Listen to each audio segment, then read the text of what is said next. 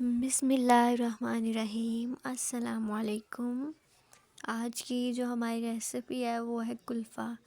आज हम ब्रेड से कुल्फ़ा बनाएंगे, तो शुरू करते हैं अपनी रेसिपी को।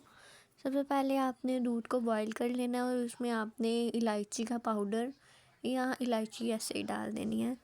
जो आपके लिए इजी हो, अवेलेबल हो, आप डाल दीजिएगा और उसे मिक्स कर दीजिएगा। और उसमें साथ ही आपने चीनी ऐड कर देनी है। चीनी ऐड करके उसे मिक्स कर लीजिएगा। जब चीनी हल हो जाए, मिक्स हो जाए, तो फिर आपने उसमें बादाम ऐड कर देने हैं।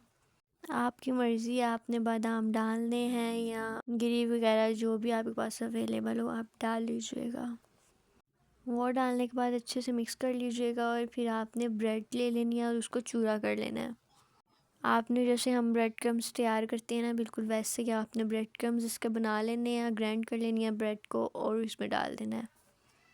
अच्छे तरीके से आपने इसको मिक्स करना है। जब तक ये मिक्स ना हो जाए आपने इसमें ऐड नहीं करना कुछ भी, जब तक ये अच्छे से मिक्स ना हो जाए। मिक्स होने के बाद आपने इसमें मलाई ऐड कर देनी है। और अगर आप लोगों को मेरी मलाई की रेसिपी चाहिए तो मुझे ज़रूर बताइएगा कमेंट में, मैं आपको वो भी दे दूँगी।